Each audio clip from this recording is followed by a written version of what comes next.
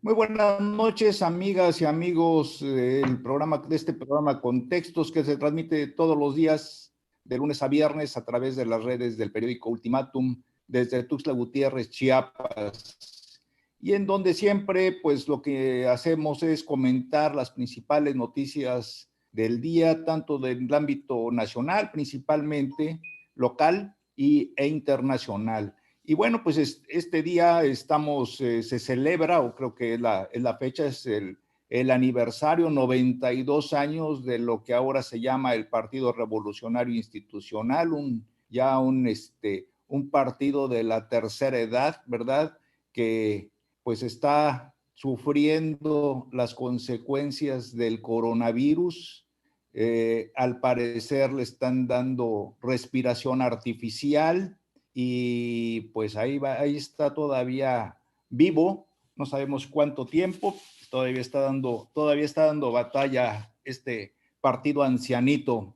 Y por el otro lado, pues estamos ante la víspera del Día Internacional de la Mujer. Creo que algo lo tocamos el programa anterior. Surge luego de inmediato la situación terrible de que en México se ha incrementado, o al menos es preocupante, el número de feminicidios y las pocas denuncias y sobre todo consignaciones que hay al respecto. También el día de hoy en la mañana, Rosa Isela Rodríguez, la secretaria de Seguridad Pública, anunció un plan para proteger a los candidatos a puestos de elección popular, y esto pues en el contexto de que han ocurrido situaciones bastante difíciles, de atentados, asesinatos a personajes ligados a la política. Un punto interesante también pues es la reciente aprobación de la controvertida ley eléctrica, la ley de la electricidad, que pues se ha criticado de que pasó por la Cámara de Diputados y por la Cámara de Senadores y no se le movió una sola coma. Y aparte de eso, pues lo que seguimos viviendo todos los días, la pandemia, ya hay vacunas, va a un paso lento, pero va avanzando, y pues vamos a ver cómo está el panorama en este día. Aquí vamos ¿cómo estás, maestro Gilberto Zavala? Buenas noches. Bien, gusto en saludarte. Buenas noches, estimado. Aquí haciendo la compañía en este programa que por supuesto tratamos de recuperar comentarios de las ideas y del ejercicio del gobierno en México y en otras partes del mundo. ¿Y qué panorama tienes para empezar? Si quieres, hablamos sobre el panorama de la pandemia. ¿Cómo está? Sí, cómo no. Fíjate que con relación al coronavirus, particularmente en México, hoy se dio a conocer que se han aplicado 589,639 dobles dosis y que hay un poco más de la mitad del personal de la salud que están sin recibir la segunda dosis. Efectivamente, hay un esfuerzo de parte del gobierno por vacunar, pero conforme los tiempos previstos que se había señalado que fuera o enero para vacunar a la primera fila de quienes están al frente de intentando contener este virus, que es el personal médico, pues todavía está en esa parte en la que todavía están sin recibir muchos de ellos la segunda dosis. Es decir, tienen la primera dosis, casi la mitad, que son 589,000 personal, ya tiene la segunda dosis, pero un poco más de la mitad no la tiene, le hace falta la segunda dosis. Frente a eso, encontraba yo en los datos, Ricardo, que hay más de 800,000 dosis de la empresa china Sinovac de la llamada Coronavac, que llegaron a México el 27 de febrero, pero que llegaron extrañamente sin las pruebas analíticas que significan la certificación de calidad, y que por esa certificación que pone en duda finalmente la legitimidad o la eficacia de la vacuna, están allí resguardadas en espera de que lleguen a México el certificado correspondiente y poder empezar a hacer la distribución. Y esa distribución de las 800,000 dosis es prevista para que sean distribuidos en 623 municipios rurales, sobre todo a los adultos mayores. Por cierto que hoy en Tapachula se formaron y acudieron las personas de la tercera edad y no hubo vacunas. Seguramente era parte de estas dosis que debieron de haber llegado y que no llegaron por la falta de la certificación correspondiente. Pero más allá de ello, Ricardo, el asunto es que siguen los contagios no solamente en México, sino siguen los contagios en todo el mundo. Y entonces, la Organización Mundial ha alertado para que se apresure la vacunación, pero tenemos problemas porque en términos de la producción de la vacuna, de las diferentes vacunas que ya hay, está muy lento. Entonces hay que apresurar este ejercicio porque se prevé que nos llegue, sobre todo a los países que vamos muy lentos, como es el caso de México, nos provenga o nos llegue la segunda y hasta la tercera ola de contagios, que puede ser mayormente terrible. Entonces, si seguimos a este ritmo, nos va a tardar, según cálculos de especialistas, 4 años y 4 meses en que seamos vacunados al 100% la población mexicana, siempre y cuando exista la producción, tengamos las dosis, y eso sin duda nos coloca en un grado de no solamente de riesgo permanente,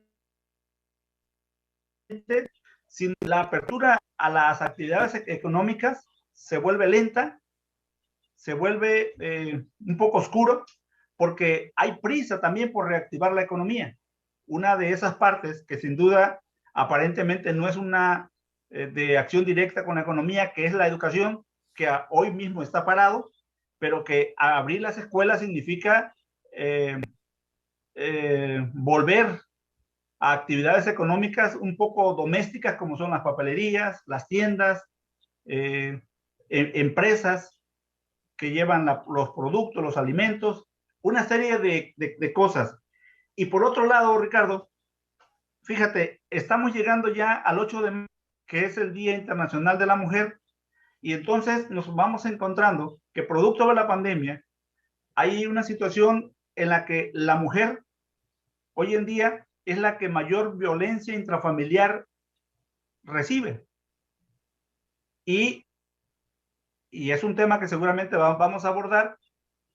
Es la mujer la que hoy en el proceso electoral está siendo dejada de lado para los procesos de aspiración a algún puesto o cargo popular, pero que al mismo tiempo en las manifestaciones, en las marchas que se anuncian, son mujeres, y mujeres que de una u otra manera terminan siendo hostigadas, ya sea por los medios de comunicación o por la fuerza de seguridad. Ahí dejo mi primer comentario con relación a estos temas que ya abordaste de inicio, Ricardo. Pues sí, efectivamente, yo creo que ahorita el principal reto que tienen las autoridades de salud es el aspecto de la vacuna, pero aquí se deben de coordinar muy bien las autoridades federales con las estatales.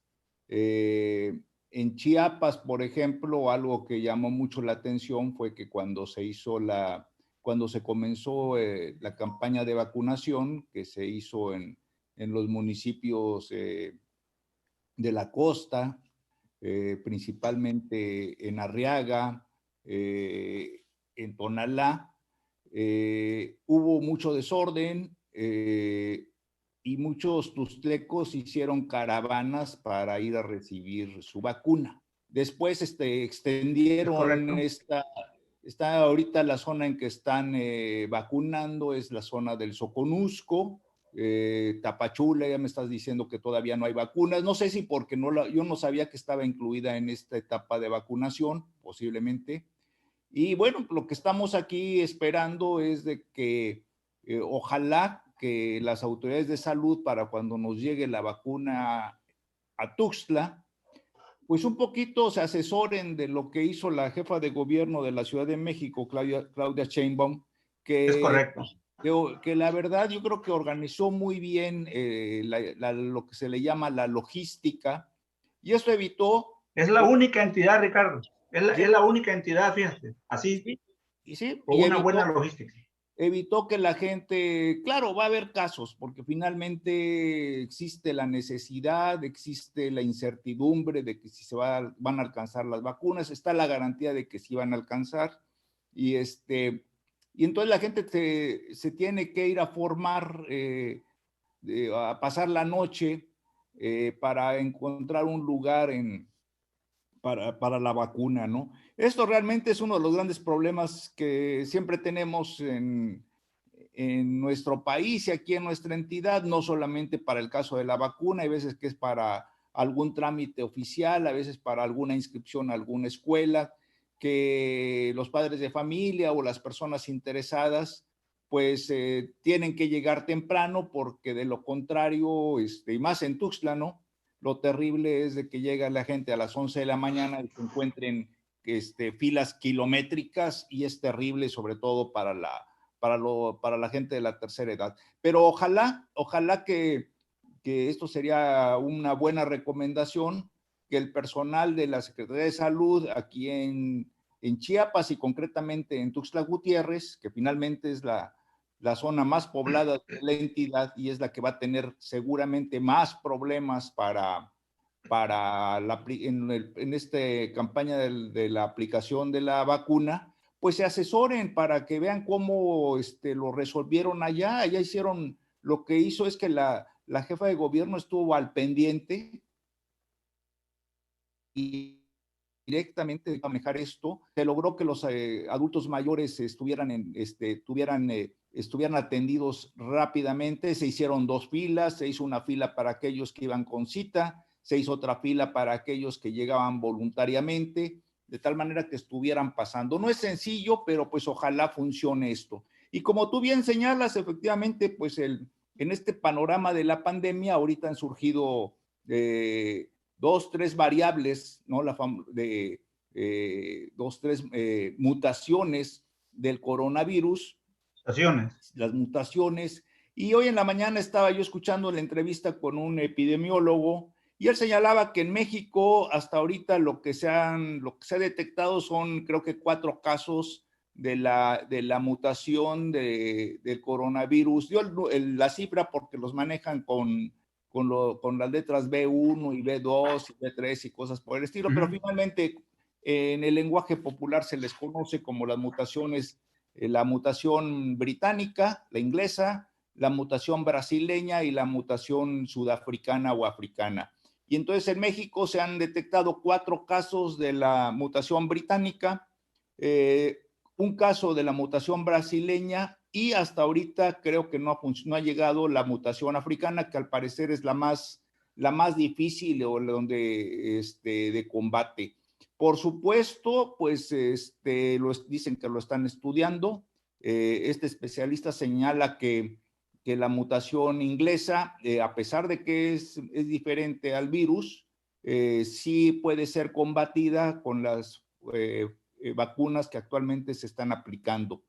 Y por supuesto, pues creo que esa es una realidad que vamos a estar viviendo todavía durante mucho tiempo, aparte de que pues los especialistas señalan que esta cuestión del coronavirus o este virus, el COVID-19, como es el nombre que se le ha puesto, va a ser recurrente, algo semejante a la influenza, ¿no? Que la influenza no se ha logrado controlar, no se ha convertido en una pandemia, pero pues sí es necesario que cada año nos vayamos puntualmente a vacunarnos contra la influenza, principalmente la gente de la tercera edad.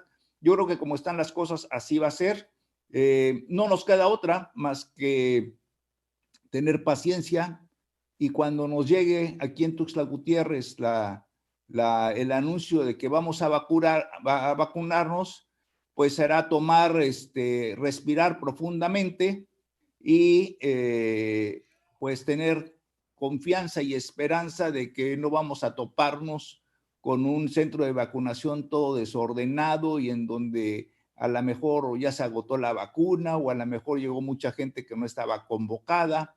En fin, creo que ese es un punto que por lo pronto es lo más interesante. Y ya que tocas el aspecto de la preparación para las manifestaciones en torno al Día Internacional de la Mujer, y que ya se ha convertido en una fecha emblemática, no solo en México, sino en todo el mundo. Acabo de escuchar que en Madrid, en España, en la capital de España, las autoridades tomaron la decisión de no permitir manifestaciones. Esto por el grado de peligro por el contagio. Por supuesto, yo no creo que en el caso de México, bueno, falta ver si las feministas españolas respetan hay que verlo con lupa, y ya lo comentaremos en el programa del próximo lunes, si esta recomendación de las autoridades de salud de España es respetada por las feministas españolas, concretamente las madrileñas. Yo no lo creo que lo hagan. Y mientras tanto, aquí en México, pues están preparando, o sea, ayer lo hablamos de que va una marcha desde Chiapas, que va planteando, juntando, convocando a mujeres, madres de familia, hermanas, hijas que han sufrido el asesinato, el feminicidio de alguna mujer de su familia, alguna hija, esposa, madre, y la intención es llegar a la Ciudad de México y buscar entrevistarse con el presidente Andrés Manuel López Obrador y, por supuesto, presionar respecto presionar para que las autoridades pues tengan más, le pongan más atención y le den prioridad al caso de los feminicidios, ¿verdad? Es una cosa fundamental. El día de hoy en la mañanera el presidente Andrés Manuel López Obrador le solicitó a los grupos feministas de que está bien que se manifiesten, pero que lo hagan en orden, que no es necesario que haya destrucción, pero pues yo creo que no va a ser una invitación que no se va a respetar, porque pues también aparte de que hay mucho, ahorita está muy polarizada la población, hay mucho resentimiento entre las mujeres, sobre todo contra el presidente y contra el partido de Morena por el caso de Salgado Macedonio. Entonces, pues creo que sí va a haber, como siempre, van a ser manifestaciones en donde va a haber de todo y seguramente va a haber violencia. Sí, fíjate, yo quisiera recuperar el tema de esta enfermedad, el coronavirus, porque me parece que no basta con que lo toquemos en un programa y luego en otro, hasta que tengamos conciencia plena, de manera individual, de manera familiar, de manera grupal, sobre este espacio en el que bien lo apuntas, cuando nos toque el momento de que ya esté la vacuna y que en términos de logística todo, no vayamos a pensar en algún momento en que ya va a ser la próxima semana o dentro de un mes, 2 meses. Es lento el proceso por la producción, es decir, la producción, es mucha la demanda y la producción es lenta. Entonces, yo quiero recordar, a quienes nos acompañan, decirles que en Gran Bretaña, Australia, Canadá, Singapur y Suiza están acelerando, Ricardo, el desarrollo de la vacuna contra el coronavirus, pero en términos modificados, para garantizar que las farmacéuticas actúen rápidamente para que puedan, antes, esa que tú ya mencionas, las mutaciones que están surgiendo de esta enfermedad. Este ejercicio lo están haciendo basado en el modelo que ya existe y que permite alterar la vacuna de la gripe para que se responda de mejor manera a las continuas mutaciones que está teniendo el coronavirus. Y ya mencionas tú, sin duda la mutación que surgió en Reino Unido ya está presente, según la Organización Mundial de la Salud, en 43 países, sobre todo en la Unión Europea, y la variante sudafricana está ya en 26 países. La variante Brasil-Japón está presente ya en 15 países y afortunadamente, como tú también ya lo refieres, en México hemos tenido 1 o 2 casos de estas variantes que ha sido mínimo, pero que son variantes más agresivas que exponencialmente pueden acelerar las fatalidades en quienes lo puedan contraer. De suerte entonces que, fíjate, México está pendiente de casi 10 millones de dosis de la vacuna Sinovac, y eso es bueno que ya la tenga, pero aún no está presente en México. Hay que hacer la producción, hay que hacer el envasado, y es muy lento. Entonces, es para que efectivamente tengamos nosotros conciencia y que debemos de seguir y los protocolos. Estamos, dice la Organización Mundial de la Salud, en un momento de inflexión, porque sí es posible contener las nuevas variantes, pero va a ser muy importante que los países aceleren los procesos de vacunación.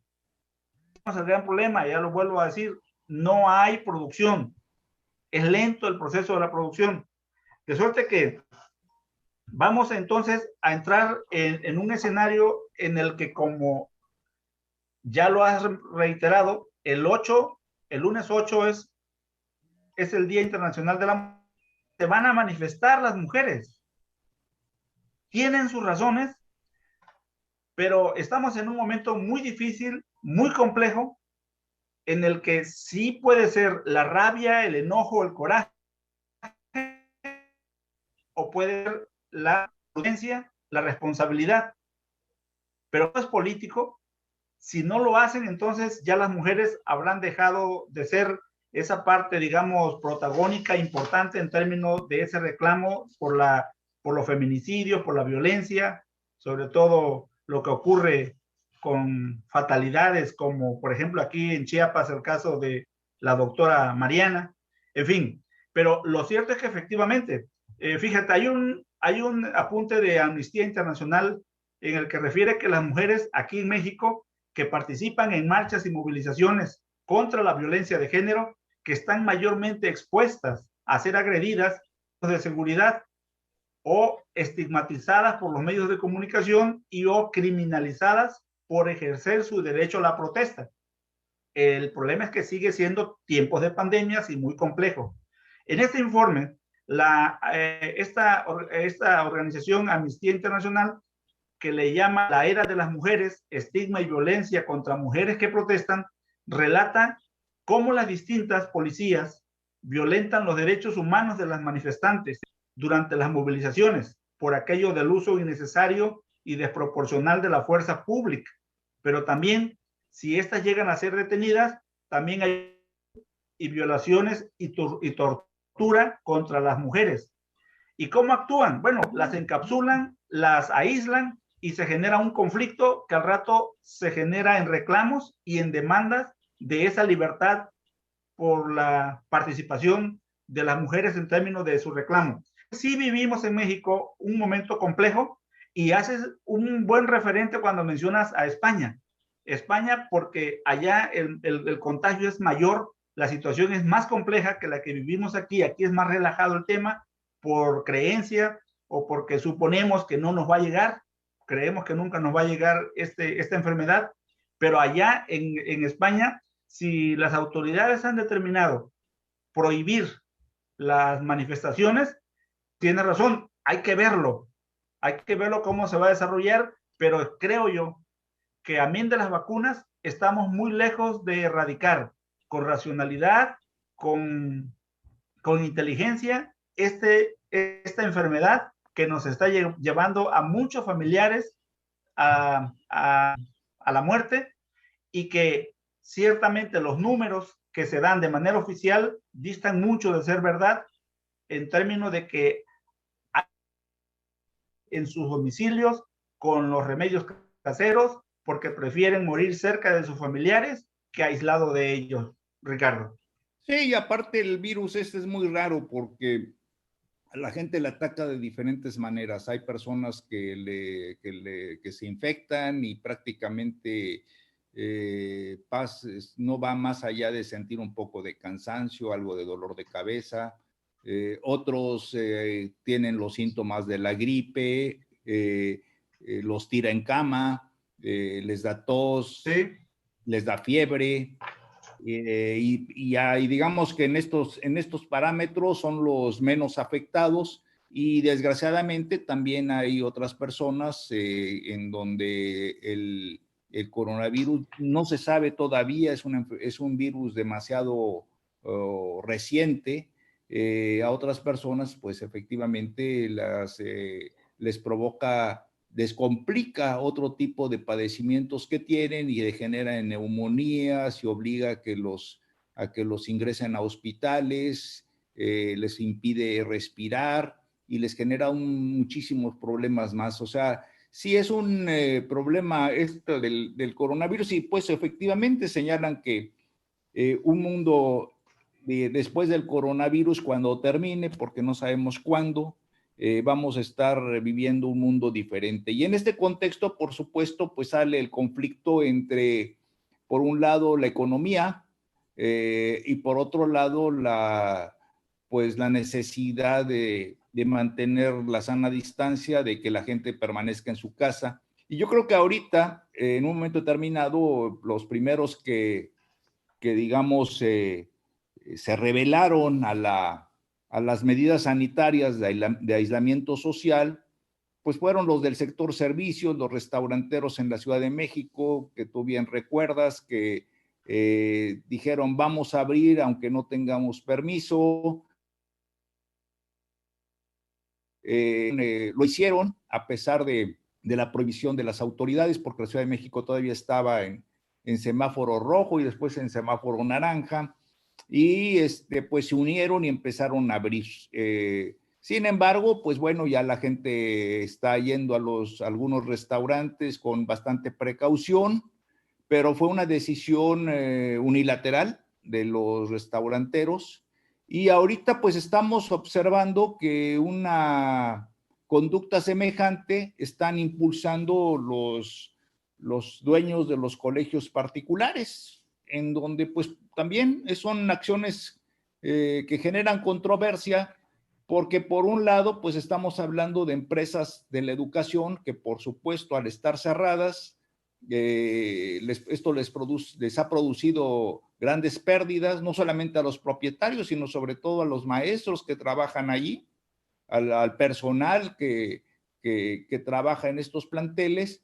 Y también por el otro lado, pues existe toda una opinión bastante generalizada de que los niños, los jóvenes y los niños, principalmente estudiantes, no es lo mismo estar teniendo las llamadas clases a distancia, a pesar de que en muchos casos, sobre todo en escuelas, bueno, no pongamos solamente escuelas particulares, pero muchos alumnos de ciertas escuelas, a pesar de que han tenido clases a distancia, sus maestros han estado atentos a que vayan avanzando en sus lecciones. Eso hay que reconocerlo, en este sentido de que así como el personal de salud ha estado en la primera línea contra el coronavirus, también es justo reconocer que muchos maestros han estado atentos a sus labores y de que sus alumnos no se atrasen demasiado. Pero por el otro lado, el estar encerrados, si para un adulto es difícil estar encerrado todo el día en una casa, conviviendo en un espacio en muchas ocasiones demasiado pequeño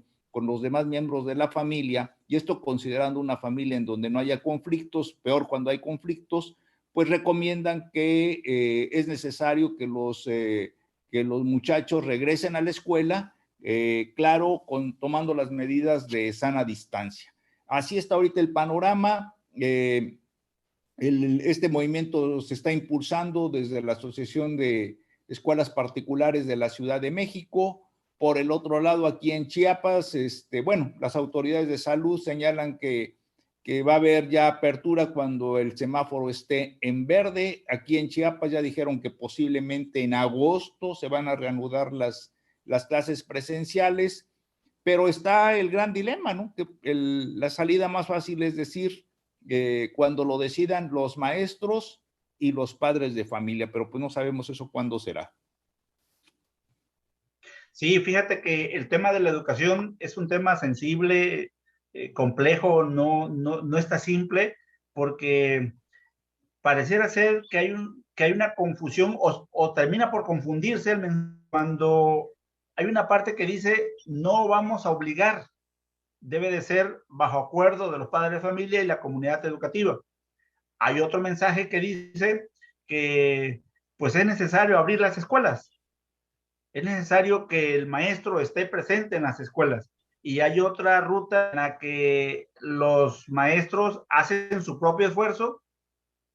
El problema es que tienen que poner de su bolsa para los protocolos, para que haya los insumos necesarios. Y por otro lado, los padres de familia están gastando y están haciendo las maestras y los maestros en sus casas. Imagínate el abuelo o la madre de familia adulta que no sabe leer y que la está haciendo de maestro para los efectos de las tareas que el maestro le está dejando a partir de sus cuadernillos. Porque en Chiapas,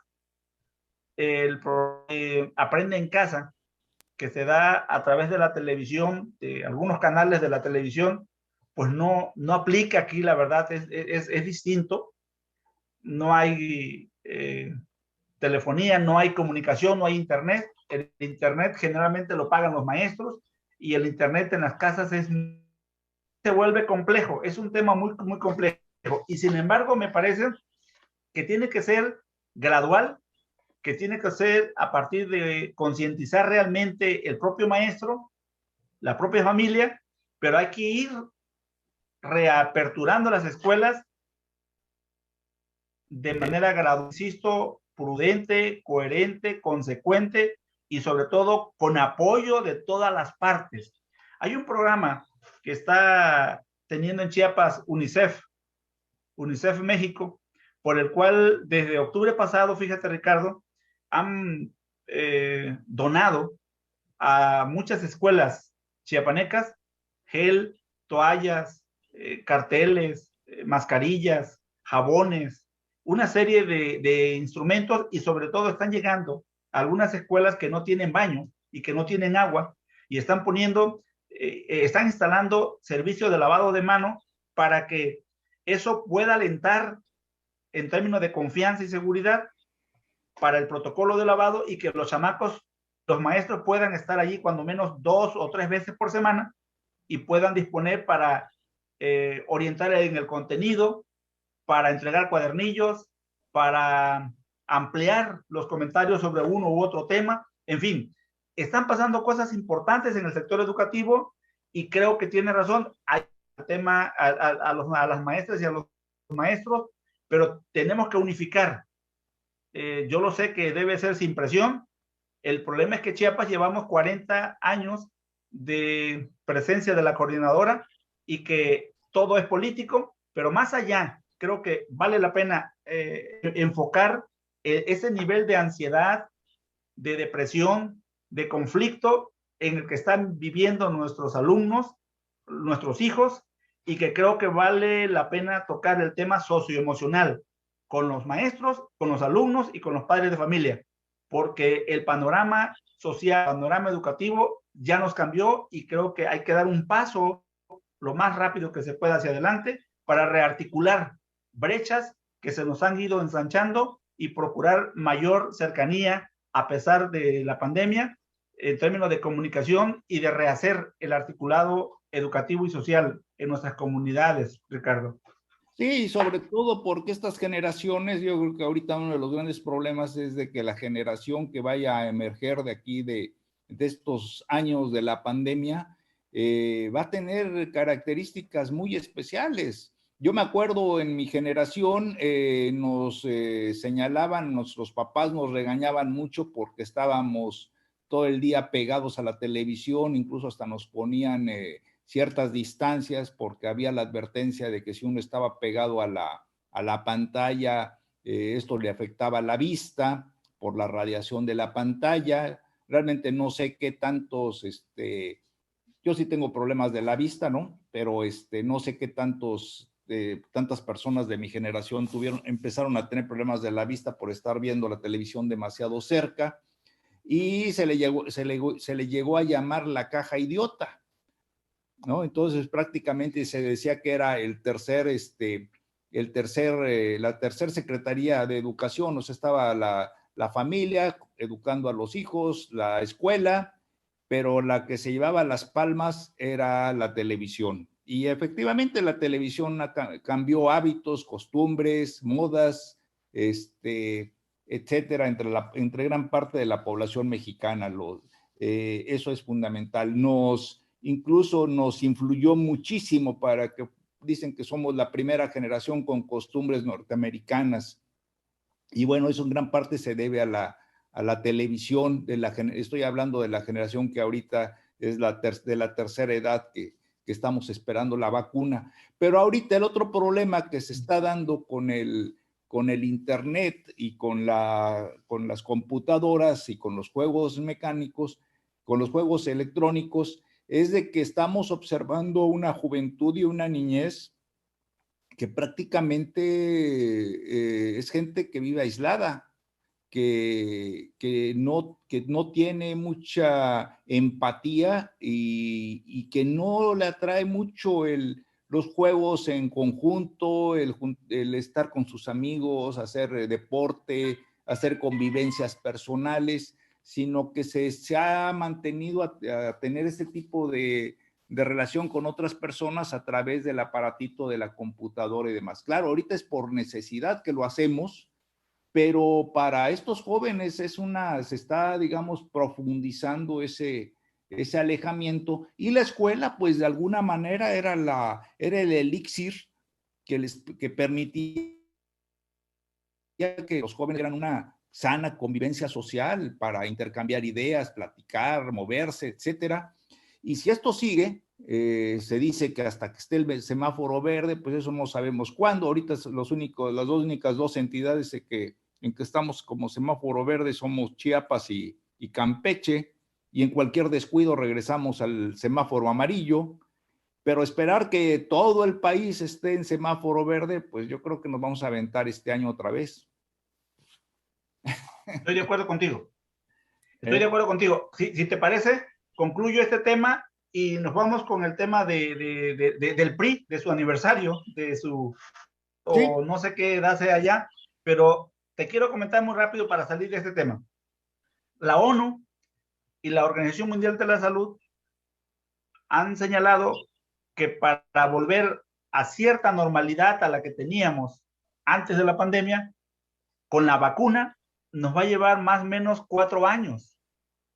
Y ese espacio de 4 años, ya llevamos un año de ese distanciamiento social, pero de ese vacío escolar, y que efectivamente hay secuelas importantes para los niños, para los jóvenes, para los adolescentes, que vale la pena empezar a visorar a estas alturas, y que la misión, la mística del maestro, la responsabilidad del maestro, hay que reenfocarla, hay que reorientarla en un solo sentido y no confundir los mensajes.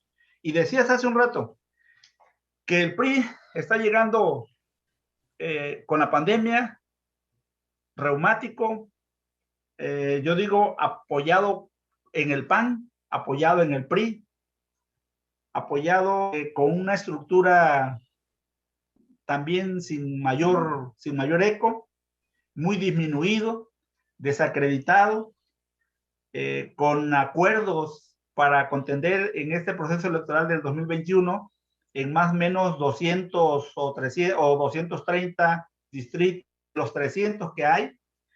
Y entonces tiene un dirigente que había prometido devolverle el poder a la militancia, y hay quienes dicen que terminó por militando en el poder de Palacio Nacional.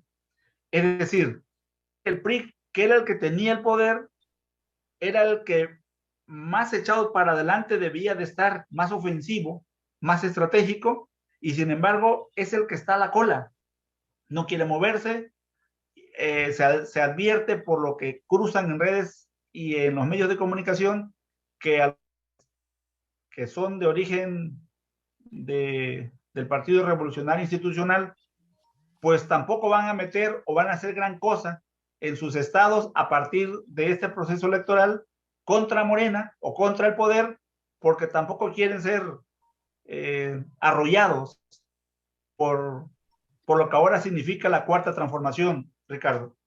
Sí, yo creo que algo que tiene, efectivamente estamos celebrando el 92 aniversario del PRI, un partido que es curiosísimo, es un partido totalmente que podríamos decir que es pragmático.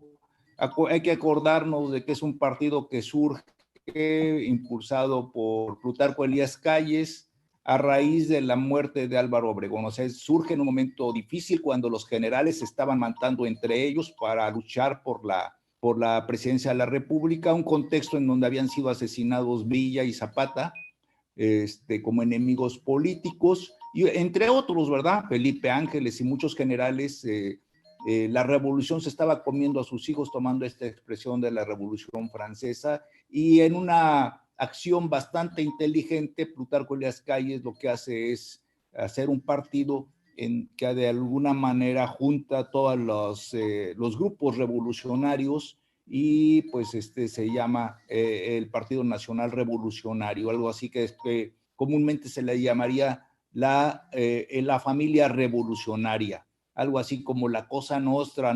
Ya no se iban a matar, iban a ponerse de acuerdo en cómo repartirse el poder.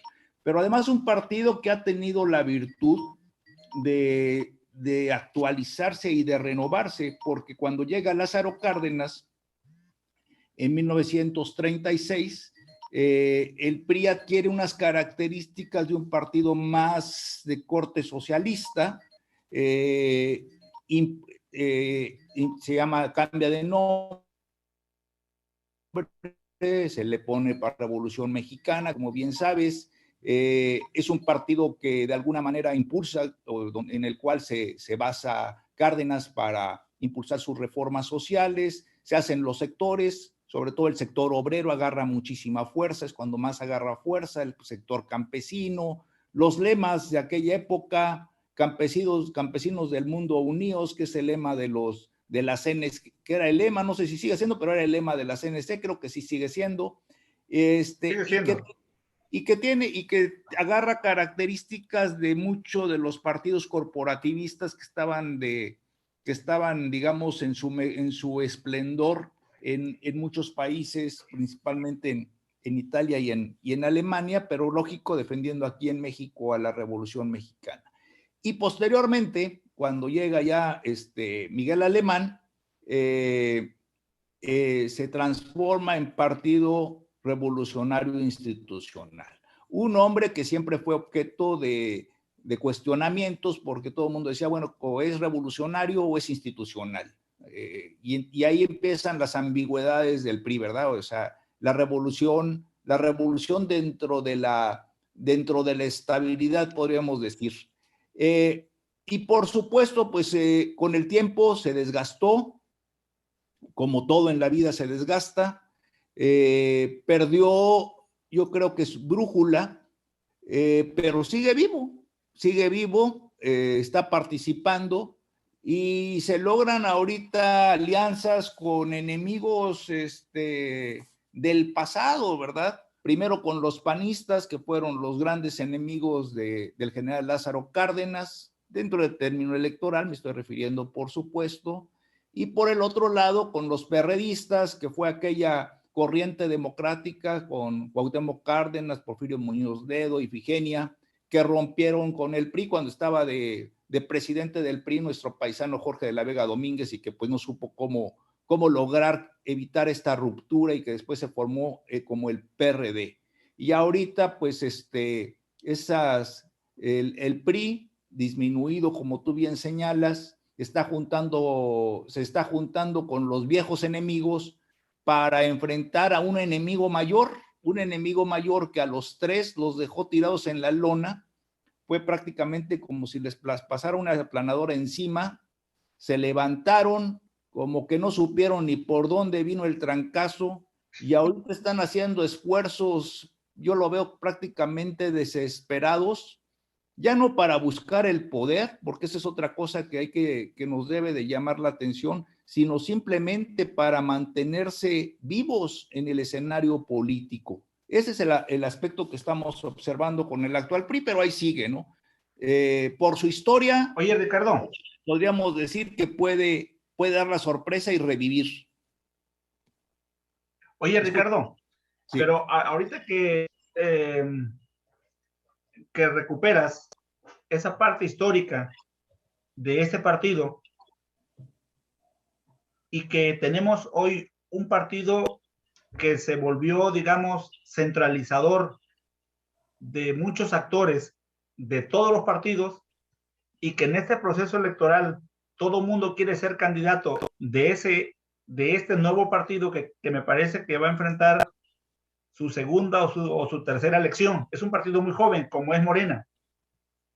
Sin embargo, ¿será correcto decir que este partido también está siguiendo el modelo que tuvo en su origen el PRI? Es decir, creando centrales, organizaciones, es decir, una nueva estructura que le va a permitir mantener el poder y, por supuesto, trascenderlo. Es difícil. Bueno, en cierta medida, digamos que en el origen podemos observar un tanto la misma composición del Partido Nacional Revolucionario que juntó a muchísimos partiditos que había en aquella época, en el 29, y los juntó en el Partido Nacional Revolucionario. Pero la fuerza del PRI, y es difícil que vuelva a renacer, pero creo que era la fuerza, era el PRI corporativo, ¿no? Las grandes centrales, que eran, bueno, pues tú lo sabes, eran poderosísimas, ¿no? El sector obrero, o sea, hoy se escuchaba el sector obrero y era pesado, el sector campesino, o sea, tantas cosas que se hicieron, ¿no? El mismo sector popular, y ahorita pues en Morena, pero está Ricardo, eso muy desdibujado, no hay. Pero Ricardo, mira, yo lo que observo es que, por ejemplo, dirigentes como este señor de la FEPSE, no recuerdo ahora su nombre, terminó su militancia en el PRI y muchos otros líderes con estructura nacional terminaron por deslindarse del PRI y se adhirieron a otras fuerzas que hoy terminan siendo partidos y o centrales. De suerte que por eso la pregunta si iba en la misma ruta del revolucionario institucional, porque al final de cuentas el revolucionario institucional sentó en término histórico una ruta para mantener el poder durante mucho tiempo. Y creo pues yo que en Morena está ocurriendo prácticamente lo mismo. Bueno, pues ya vamos a terminar, pero vamos a hacer una última reflexión sobre esto. Yo creo que en el caso del PRI, de acuerdo, no, por su historia, yo no podría decir que ya se acabó. Todo indica que sí puede estar ya en un camino de esto, pero también está el ejemplo del Partido Justicialista, que era el de Perón en Argentina y que bueno, ya sigue vigente. Pero en el caso de Morena, pues también, yo lo veo también como una mezcla o como un movimiento, finalmente es un movimiento más que como un partido, un movimiento de unificación en contra de. Ahorita en estas elecciones va a enfrentar la unificación en contra de ellos, ¿no? O sea, la unificación de los opositores en contra de Morena. Pero Morena está cometiendo muchos errores. Y si no logra estructurarse y darle una coherencia y establecer, digamos, una cierta institucionalidad, copiándosela al viejo PRI, pues Morena corre el riesgo de pulverizarse en corrientes, un poquito lo que le pasó al PRD. Al pulverizarse en grupos y corrientes, a la larga se va a desintegrar. De acuerdo. hemos terminado, si te parece, Ricardo. El tiempo se nos ha agotado, ¿no? Así es, me dio mucho gusto compartir el día de hoy el programa contigo. Y muchas gracias a nuestras amigas. El gusto es mío, Ricardo. Muy buenas noches. Hasta muchas mañana. Muchas gracias a quienes nos acompañaron esta noche. Nos vemos mañana si Dios quiere. Hasta mañana. Buenas noches. Hasta mañana, Ricardo.